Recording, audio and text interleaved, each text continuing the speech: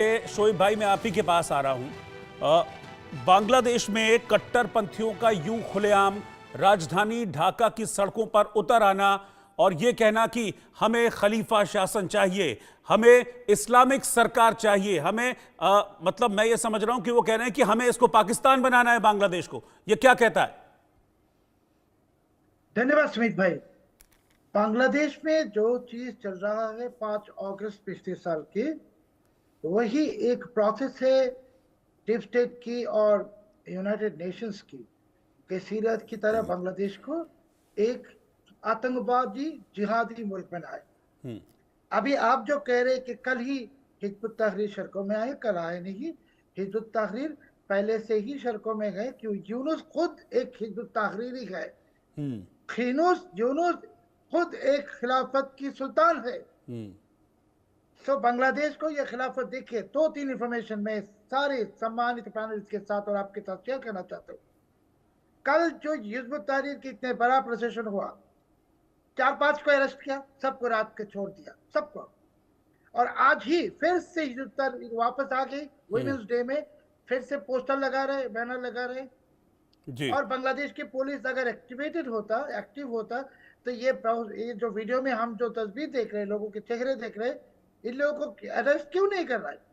मैं जो कह रहा हूं कि अमेरिकन डीप स्टेट, जाति संघ, यूनाइटेड नेशंस, ये सब फैसिलिटेटर है जिहादी जंगी। मैंने जो कैसे क्या कहा आपको कि जाति संघ को चलाता है अरब मुल्क और जंगी जिहादी, सब मिलकर बांग्लादेश को अभी सीरा बनाने की कोशिश में है।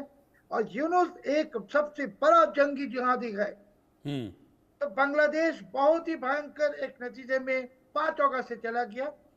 और अभी जितने दिन जाएगा, 1 घंटा यूनुस पावर में रहेगा, वही 1 घंटा बांग्लादेश के लिए ही खतरा नहीं, ये बांग्लादेश के लिए, पूरे रीजन के लिए, और आखिर में अमेरिका के लिए रिस्क है। क्योंकि मतलब आपने जब ये कहा शोएब भाई कि ये हिज्ब जो है, ये समझ लीजिए कि यूनुस ही है, मतलब कि ये सब यूनुस करवा रहे हैं जानबूझकर देश को कट्टरपंथ की आग में और झोंकने के लिए।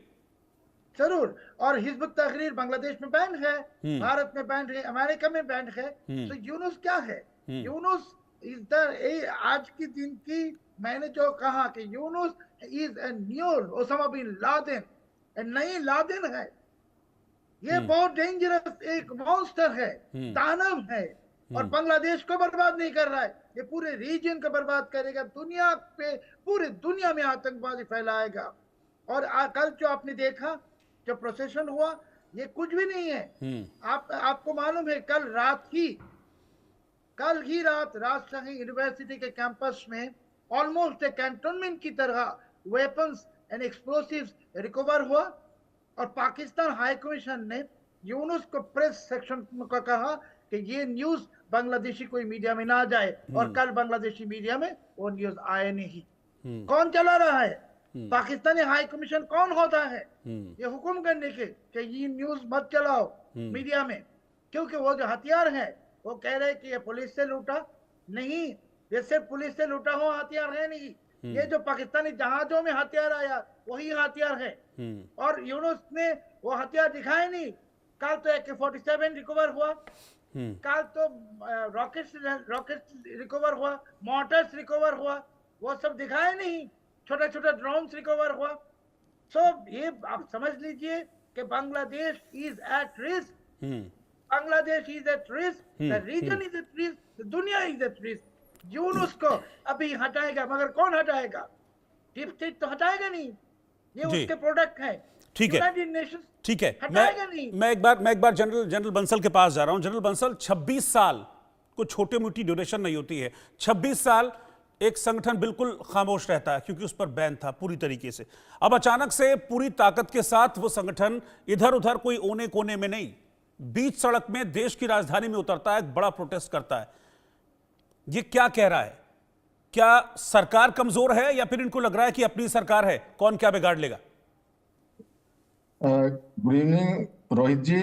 देखिए, जब से ये यूनुस की सरकार आई है और शेख हसीना गई है, उसके बाद में टेररिस्ट को जेल से रिहा कर दिया गया और जो जमात इस्लामी है उनका जो बोलबाला हो गया। और ये उसी समय सड़कों पर बाकी कुछ लोग जो है वो सड़कों पर उतर आए थे और उन्होंने कहा था कि अभी हम यहाँ पर इस्लामिक रूल लाएंगे और 6 बजे के बाद में कोई औरतें बाहर नहीं निकलेंगी और कानून को बदलने की बात हुई।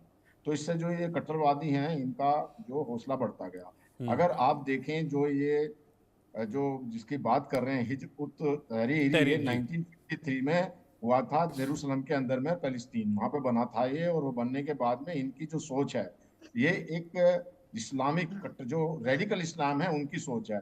जो कुछ मॉडरेट इस्लाम भी है उनकी सोच नहीं है। और ये जो है ऐसी जगह में जैसे बांग्लादेश जैसी जगह में अपने पैर फैलाते हैं, वहां पर ये लोगों को बरगलाते हैं। ये जाके सऊदी अरबिया में तो नहीं करते क्योंकि वहां के कानून सख्त हैं। जो जी। मुस्लिम देश तो इंडोनेशिया वहां पे क्यों नहीं करते। अभी जो है इनको बैन किया गया था जब 2009 में, और उसके बाद में ये फिर दोबारा सर उठा रहे हैं। और सबसे खतरे की बात यह है कि ये जो है बांग्लादेश के लिए भी खतरनाक है, पूरी दुनिया के लिए खतरनाक है। और हिंदुस्तान को सबसे ज्यादा खतरा इसलिए है कि यही संगठन को अक्टूबर 2024 में बैन किया गया। और अभी 3 फरवरी 2025 को जो है 2 लोगों को तमिलनाडु से जो गिरफ्तार किया गया है। और उनके पास से ऐसे जो जो उनके जो पास से उन्होंने एक लगाया था, क्या कहेंगे उसको, नुमाइश, जिसकी नुमाइश को हिंदी में आप कहेंगे एग्जीबिशन। और एग्जीबिशन में जो इस्लामिक कंट्री है उनकी जो कितनी शक्ति है उसको दिखा करके उनका जो एक जो इन कट्टरवादियों का हिजब उत तहरीर का इनका मकसद ये है कि जो चुनी हुई सरकारें हैं संसार के अंदर में उनको उलट दिया जाए। और उसमें भारत भी एक है। तो भारत ने भी 2024 में इसके ऊपर बैन लगा दिया और 7 तो 8 लोगों को अभी और गिरफ्तार किया है। एनआईए जो बड़ी बुरी तरह से इनके जो इसको अभी जो ध्यान से करके, और ये बहुत बड़ा खतरा है। अब इस तरह की जो सोच ये कहाँ से आती है, ये परकोलेट होती है या ये यहाँ से जैसे बांग्लादेश जैसी जगह से आती हैं हिंदुस्तान के अंदर में, तो ये अपने लिए खतरा है, हिंदुस्तान के लिए भी खतरा है। ऐसी सोच जो है पूरे वर्ल्ड के लिए खतरा है जो ये कहते हैं। और ये इनको खुद ही देखना चाहिए। जो बिल्कुल। मॉडरेट किस्म के लोग हैं उनके ऊपर भी कानून लगाया जाएगा। जो इनकी ख्वातीन हैं जो औरतें हैं उनके ऊपर में इतने बंधे लगा दिए जाते हैं, किसी को पढ़ने नहीं दिया जाता। और वो जो रेडिकलाइजेशन है, जबकि इनको ये समझ में आना चाहिए कि आज की दुनिया में जो मॉडरेट किस्म का जो इस्लाम है उसका वजह तो हो सकती है। और जो कि इस तरह की फॉलो जो चीज कर रहे हैं अभी यहाँ पे जो जो प्रिंस हैं सऊदी अरबिया के, उन्होंने भी मॉडरेट इस्लाम को कहा है। और वहाँ पे ये होना चाहिए डेवलपमेंट। और इस तरह से ये अपने आप को बर्बाद करा देंगे।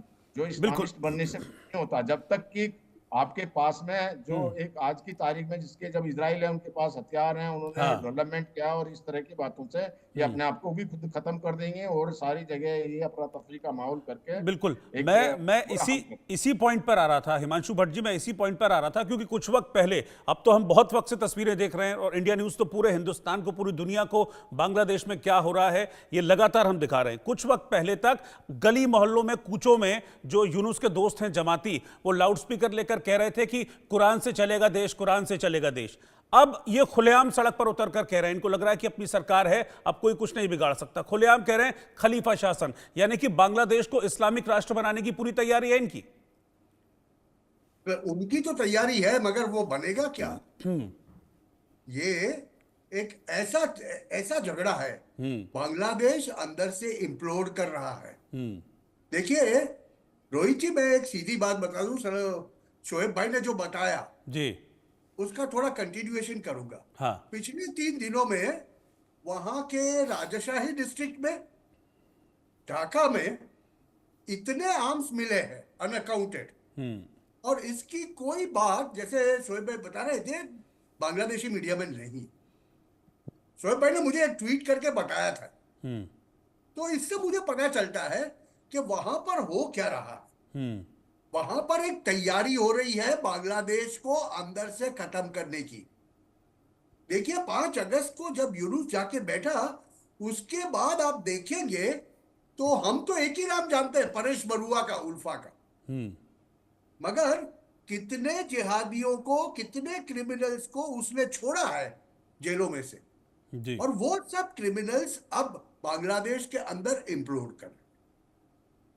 और उसके इम्प्लोड क्यों कर रहे हैं? ऐसे नहीं कर पाएंगे अगर उनके पास पैसा नहीं होता तो। जी। 20 जनवरी तक उनके पास यूएस एड का जो पैसा आया है 29 बिलियन, वो पैसा गया कहां, किस किस के पास गया? वहां वो साइनो वहाबी लेफ्टिस्ट जो पूरा गैंग है वो काम करता है। इस्लामिक खिलाफत की जब बात करते हैं लोग, तब आपको आईसिस के झंडे दिखते हैं, अल कायदा के दिखते हैं, शरिया चाहते हैं, 6 बजे के बाद कोई स्ट्रीट पे नहीं जाएगा, ये सब बातें की जाती है। माइनॉरिटीज का कत्लेआम करके बोलेंगे नहीं, हम तो पॉलिटिकल वेंडेटा के तहत अवामी लीग के सपोर्टर्स को मार रहे हैं और बांग्लादेश अंदर से इम्प्लोड कर रहा है। देखिए उसके छींटे तो चारों तरफ उड़ेंगे। थोड़ा सा ऑडियो में दिक्कत आ रही है हिमांशु भाई, आपके थोड़ा सा ऑडियो में दिक्कत है। मैं थोड़ा ऑडियो में इशू आ रहा है, मैं आपके पास लौटूंगा। मैं निपुण आलम बयान जी के पास चलता हूं तब तक, जब तक आपका ऑडियो करेक्ट हो जाता है। निपुण जी, इसका जिस तरह की चीजें ये हो रही हैं, अगर हम इनको चेन में रखें तो क्या ये पूरी तरीके से एक साजिश, एक कॉन्स्पिरेसी आपको नजर आती है हिंदुओं पर अटैक करना? अभी आज सुबह भी बल्कि मैंने बहुत सारी तस्वीरें ऐसी दिखाई जिसमें हिंदुओं पर अटैक किया जा रहा है। क्या ये सब कुछ इसीलिए हो रहा है कि वो जो हिंदू हैं, जो अल्पसंख्यक हैं, वो भाग जाए देश छोड़ के और फिर अपनी मनमर्जी से ये वहां पर इस्लामिक शासन चला सके, इस्लामिक राष्ट्र बना सकें? और ये सारी चीजें ये दिखाने की कोशिश कर रही कि हाँ हमारे अगेंस्ट हैं, लेकिन अंदर से ये सब एक ही हैं। देखिए, प्रश्न आपका बड़ा शानदार प्रश्न है और देखिए इस प्रश्न का उत्तर जो थोड़ा सा इतिहास में जाना पड़ेगा। हाँ। जो आज बात हो रही है इसको थोड़ा सा हम हिस्ट्री में जाएंगे। 1905 में जब बंगाल का विभाजन हुआ था और जो लॉर्ड कर्जन थे, लॉर्ड कर्जन ने जो कट्टरपंथी थे, जो आज ये खलीफा की बात कर रहे हैं, ये 1905 में बात कर रहे थे। तो कर्जन ने इनको एक अलग कहा था कि तुम्हें मैं एक ऐसा राज्य बना के दूंगा जहां पर क्या होगा, इस्लाम का दबदबा होगा और इस्लाम के लोग आपके रहेंगे। उस बुनियाद पर आपका 1905 में बंगाल का विभाजन हुआ था। फिर आपका पार्टीशन हुआ, उसके बाद उठापटक चली और आज भी जो आप देख रहे हैं जो उठापटक है वो इसी बात की है, बंगाली नेशनलिज्म या इस्लामिक नेशनलिज्म। और ये जो भी आप देख रहे हैं जिस प्रकार के संगठन, चाहे जमात इस्लामी हो, इसके अलावा और भी बहुत सारे संगठन हैं, अभी जिस संगठन का बार बार नाम आ रहा है हिफ्ज़ उल तहरीर, ये भी उसी तरह की बात कर रहा है, खलीफा की बात कर रहा है। खलीफा की बात करने का जो मतलब है, क्या कारण, इसका थोड़ा सा वर्ड मैं इसको बताने का आपको प्रयास करता हूँ। हो क्या रहा है कि जब से डोनाल्ड ट्रंप आए हैं और ट्रंप ने जैसे ही क्या किया कि हम आपको फंड नहीं करेंगे, वो फंड होना ब्लॉक हुआ और भारत को कह दिया कि भारत देखेगा, ये भारत का मसला है क्योंकि भारत जो है इस रीजन में बॉस है, हम तो भारत को मानते हैं। तभी आप देखते हैं यूनुस जो है चीन और सऊदी इन देशों से नजदीकी बनाने का प्रयास करते हैं। ये नजदीकियां कैसे बने? चीन के साथ तो रीजन बनता है क्योंकि भारत का विरोध करना है, भारत के नियर बाई है, चिकन नेक के पास में बांग्लादेश पड़ता है, तो चीन के तो बल्ले बल्ले, चीन इस मौके को चूकेगा नहीं। अब सऊदी से लिंक करने का प्रयास, एक तो चीन लगातार सऊदी से नजदीकी बढ़ा रहा है, फिर ये लेकर आते हैं खलीफा। खलीफा क्या है? देखिए, एक 1648 में एक वेस्टफेलिया ट्रीटी हुई थी जिससे स्टेट का कॉन्सेप्ट आया था। लेकिन जो इस्लाम की हम जब बात करते हैं तो उन्होंने उस राष्ट्र के कॉन्सेप्ट को नहीं माना। उन्होंने कहा कि नहीं, इस पृथ्वी पर अगर इस्लाम का कोई प्रतिनिधि है या इस्लाम का कोई राजा है तो वो खलीफा है। तो जब वो खलीफा की बात करते हैं तो सऊदी से ऑटोमेटिकली हो जाता है मक्का मदीना है। और अभी जो पंत साहब बोल रहे थे, बिल्कुल सही बोल रहे थे कि जो एक बहाविज्म आइडियोलॉजी है, जो इस्लामिक आइडियोलॉजी में कट्टरपंथ आइडियोलॉजी हो जाती है, जो कहते हैं कि दूसरे धर्म को स्वीकार नहीं करना, मूर्ति पूजा हराम है, दरगाह जो दरगाह आप देखते हैं वो हराम है, और उनको मानना क्या है, सुन्नत मिलती है, जन्नत मिलती है, उस तरह की बात करते हैं। मैं तो यहाँ पे शोएब भाई का जो आपने कहा साहसी पत्रकार, मैं तो एक भारतीय होने के नाते और उनको अपना भाई मानते हुए, ये वो लोग हैं जो एक सेकुलर फैब्रिक की वकालत करते हैं, शोएब भाई जैसे लोग। और वहां पर जो बंगाली नेशनलिज्म, और मैं मानता हूं कि कोई भी राष्ट्र अगर अपनी मूल पहचान को भूल जाता है और मूल आइडेंटिटी से हटकर आप बाहर की आइडेंटिटी, इस्लाम की बात नहीं है, लेकिन आप एक आइडेंटिटी वो लेने के प्रयास करते हैं जिस आइडेंटिटी से आपका वो मतलब नहीं है, और मतलब है भी तो एक व्यक्ति की बहुत सारी, मैं हमेशा मानता हूँ, आइडेंटिटी होती है। मैं एक भारतीय हूँ, मैं एक हिंदू हूँ, मैं एक हरियाणा में रहने वाला, दिल्ली में रहने वाला, मैं एक अध्यापक, बहुत सारी आइडेंटिटी है। लेकिन उन सारी आइडेंटिटी को आप गौन करके आप क्या करते हैं, एक आइडेंटिटी पर फोकस करते हैं, तो मीन डेट कहीं ना कहीं आप उस कट्टरपंथ की ओर जा रहे हैं जो पाकिस्तान के अंदर आपको देखने को मिली। पाकिस्तान का निर्माण जिस आधार पे हुआ, आज वो उसी से जूझ रहा है। और अगर इस प्रकार के संगठन बांग्लादेश में हावी होते हैं तो बांग्लादेश का भविष्य बहुत चिंताजनक है। और मैं तो कहूंगा कि कहीं ना कहीं जो सेकुलर पावर्स वहां पर हैं या शोएब भाई जैसे जो लोग हैं, इनको आगे आना चाहिए। हालांकि मैं देखता हूँ कि काफी हमारे साथ डिबेट में बैठते हैं, बहुत बोलते हैं, बहुत अग्रेसिव होकर स्टैंड लेते भी हैं, लेकिन मैं मानता हूं कि बहुत चिंताजनक स्थिति है, केवल बांग्लादेश के लिए नहीं, पूरे साउथ एशिया के लिए, यहां तक कि जो ग्लोबल पावर्स है उनके लिए भी चिंता का विषय है। जी रोहित भाई। ठीक है, मैं आपके पास आता हूं, लेकिन उससे पहले मैं एक तस्वीर दिखाना चाह रहा हूं, और उस तस्वीर को दिखाने के बाद फिर मैं शोएब भाई के पास चलूंगा, क्योंकि शोएब भाई ने मुझे तस्वीर अभी भेजी है, और इस तस्वीर में जो प्रोटेस्ट हो रहा है, जिसकी तस्वीरें मैं दिखा रहा था वीडियोस, उसी से रिलेटेड एक फोटो है जिसमें लिखा हुआ है खलीफा will protect the honour of women. इसको आप देखिए ज़रा, इसको जूम कीजिए एक बार, और इसको जूम करने के बाद ये तस्वीर आप देखिए, और इस तस्वीर में ये कहा गया है कि खलीफा will protect the honour of women, यानी कि जिस खलीफा शासन की ये लोग बात कर रहे हैं, वो खलीफा शासन जो महिला है उसके सम्मान की रक्षा करेगा बांग्लादेश में। ये दरअसल कहा जा रहा है। इसको ध्यान से आप देखिए एक बार, अब इसको जूम आउट कर लीजिए। हाँ, अब मैं इसी तस्वीर को लेकर सवाल पूछूंगा शोएब भाई से। शोएब भाई, ये तस्वीर तो आपने मुझे भेजा और इस शो के दौरान भेजा, बहुत अच्छी बात है। इसी तस्वीर को देखकर मेरे मन में एक सवाल आया, क्योंकि आज सुबह मैंने एक वीडियो चलाया है, वो बांग्लादेश का वीडियो था, और उस वीडियो में 2-3 महिलाएं थीं जिनको ये कट्टरपंथी कहते हैं ना, वो लाठियां जो फट्टे होते हैं उनसे मार रहे थे, और यही कट्टरपंथी खलीफा की मांग कर रहे हैं। तो ये किस तरीके से महिलाओं के सम्मान की रक्षा करेंगे जो महिलाओं को इतनी बेदर्दी से मारते हैं? रोहित भाई देखिए, रोहित भाई एक बात जो है, ये जो बैनर मैंने आपको अभी भेजा, हाँ, यूनुस कह रहा है कि हिजबुत तहरीर के खिलाफ कल के प्रोसेशन के बाद बहुत स्ट्रॉन्ग एक्शन दिया। स्ट्रॉन्ग एक्शन लिया है, तो आज फिर से ये बैनर कैसे आया सारे बांग्लादेश में? और महिला को आज इंटरनेशनल वुमेन्स डे है, इसके लिए बैनर लगाया कि खिलाफा will protect the respect of the women. इस्लाम में खिलाफा में वुमेन का कोई जगह ही नहीं है, रिस्पेक्ट के बाद छोड़िए। कुरान में ये जो बहस जन्नत की बात करते हैं, ये जन्नत सिर्फ मर्द के लिए, औरत के लिए कोई जन्नत ही है नहीं। They are treating women like animals and these monsters wants to come to power. आप जो कह रहे कि हम एक डेंजरस इंफॉर्मेशन अभी देंगे आपको कि हर मोहल्ले में, हमारे ही मोहल्ले में नहीं जहां मैं रहता हूं, मगर old part of the Dhaka city में, उस मोहल्ले में जाके मुल्ला लोग हर लड़की को, औरत को पूछ रहा है कि तुम्हारे सर पे हिजाब क्यों नहीं है, बुर्का क्यों नहीं है, और इनको जलील कर रहा है।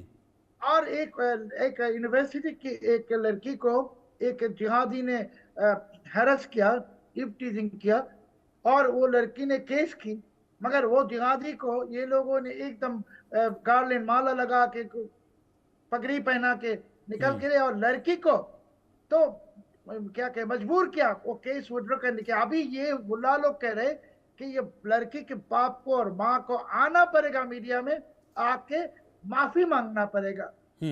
अब समझ रहे हैं बांग्लादेश में क्या हो रहा है? मैंने क्या कहा, यूनुस एक बहुत ही बड़ा जंगी है, बहुत ही बड़ा जिहादी है, बहुत ही बड़ा आतंकवादी है, और ये इसका कुछ नहीं होने वाला, क्योंकि इसको बैठा है अमेरिकन डीप स्टेट ने, और इसको बैठा है यूनाइटेड नेशंस ने।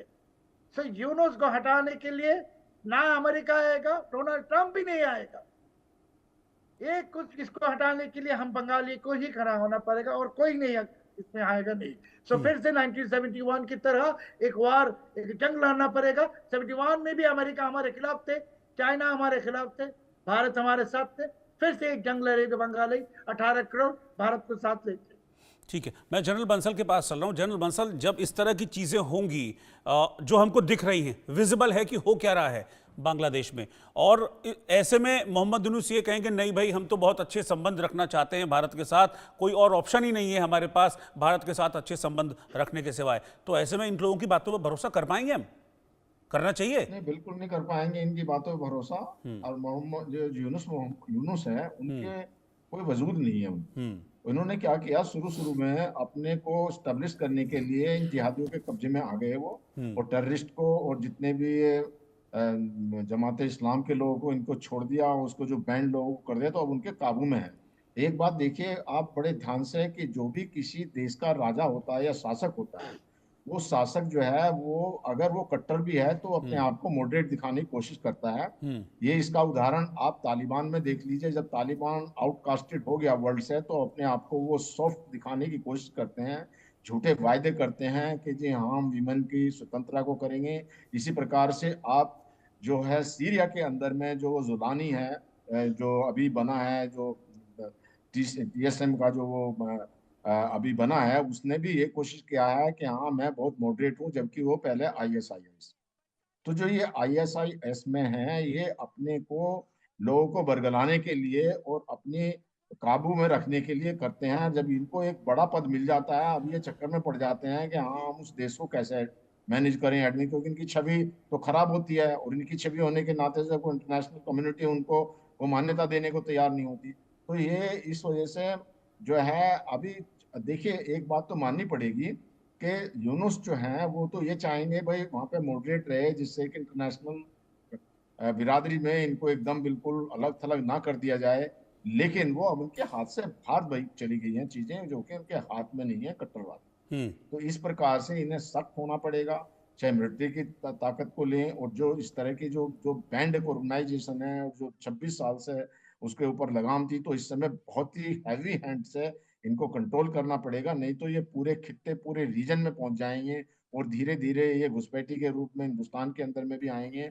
और इनकी जो मानसिकता ये होती है कि ये वीमेन का सम्मान करते हैं। आप देखिए तालिबान वाले सरेआम कोड़े मारते हैं, सरेआम फांसी लगाते हैं। तो ये तो कभी इस तरह का, जैसे कि शोएब भाई ने बिल्कुल ठीक कहा है, उनको तो औरतों को तो मानते ही नहीं है जिन्होंने उनको जन्म दिया है। और मेरी बात ये समझ में नहीं आती कि औरतें सामने क्यों नहीं आती। 50% पॉपुलेशन है, वो जो आकर के जो जन्म देती है अपने बच्चों को समझा के किसी तरह से, ये उनको इनके दिमाग में भी नहीं आती कि इस कट्टरवादिता को कम किया जाए, क्योंकि सबसे ज्यादा असर होता है औरतों के ऊपर ही। तो जो मॉडरेट किस्म के लोग हैं वो भी जो है उनके ऊपर भी फर्क पड़ता है, और डर की वजह से सब कोई बोलता नहीं है। तो इस तरह की जो स्थिति है ये बहुत ही घातक है, खतरनाक है। अपने आप को ये सोच रहे हैं कि जो हम पूरे मुल्क पे या पूरे संसार पे हम राज करेंगे, ये तो सपना है इनका। इनका जो अंत इस तरह से हो जाएगा जैसा अभी हमास का हो रहा है, हिजबुल्लाह का हो रहा है, या हूती का हो रहा है। कि जो देखिए एक कहावत है, जो सॉफ्ट होता है, जो मॉडरेट होता है वो सरवाइव करता है, जो टंग होती है वो सॉफ्ट होती है। और लाइफ में जब तक आदमी या कोई भी इंसान जिंदा रहता है वो बराबर बनी रहती है। और जो सख्त होते हैं दांत, वो जैसे आदमी की उम्र बढ़ती है और मरने से पहले काफी कुछ वो खत्म हो जाते हैं। तो जो शक्ति है, जो इस तरह का इनका ये कट्टरवादिता है, ये अपने आप में ही खत्म हो जाएगी और खत्म कर देंगे अपने आप को ही। तो लेकिन उससे क्या है कि एक संसार में, पूरे संसार में ये जो है अफरा तफरी का माहौल कर रहे हैं। अगर इनको सीखना है तो सीखना चाहिए सऊदी अरबिया से, इनको यही से सीखना चाहिए जो एक एडवांसिंग कंट्री है। वो देखिए अभी जो एडवांसिंग कंट्री हैं, आप देखिए UAE में जो हिंदुओं का मंदिर बन रहा है, तो उनकी उदारवादिता जो एक है, जो मॉडरेट सोच है, उससे ही प्रोग्रेस कर सकते हैं। जी कट्टरवादी सोच से तो बर्बाद होंगे, अपना सेल्फ रेस्ट्रिक्शन कर रहे हैं। ये ठीक इनको है, समझ आ जाता है। ठीक है, ठीक है। मैं एक बार हिमांशु जी के पास चल रहा हूँ, वो उस वक्त अपनी बात कह रहे थे तो कुछ कनेक्शन उनका चला गया था। हिमांशु जी अपनी बात आप पूरी कर लीजिए, फिर एक सवाल निपुण जी के पास। नहीं, मैं ये कह रहा था कि बेसिकली बांग्लादेश अंदर से इम्प्लोड कर रहा है और ये इम्प्लोजन का वक्त है। अभी ऐसे वक्त में हमें अपनी सरहदों को सुरक्षित करके बैठना पड़ेगा, क्योंकि जब तक अंदर से बांग्लादेशी लोग, बांग्लादेशी अवाम इनके सामने आके लड़ने की बात नहीं करेगी और लड़ेगी नहीं, तब तक इसका कोई सॉल्यूशन बांग्लादेश के अंदर परमानेंटली नहीं मिलेगा। ये बात बहुत स्पष्ट है। और इसीलिए मैं मानता हूं कि बांग्लादेश की शेख हसीना जो यहां बैठी है वो बातें तो कर रही है, मगर उनकी पार्टी के कितना कैडर सामने रास्ते पे आके, गली में आके ये कट्टरवादियों से लड़ने के लिए, संघर्ष करने के लिए तैयार है। क्योंकि अगर वो नहीं करेंगे तो उनका सहारा कोई नहीं देगा। लेकिन जिस तरीके से ये कट्टरवादी जिस तरीके से इतनी पुलिस को, वहां की आर्मी को धकेल रहे हैं, मतलब उनके हाथ में पुलिस वालों की बंदूकें हैं, सब कुछ है, फिर भी उनको धकेल रहे हैं, उनसे लड़ रहे हैं।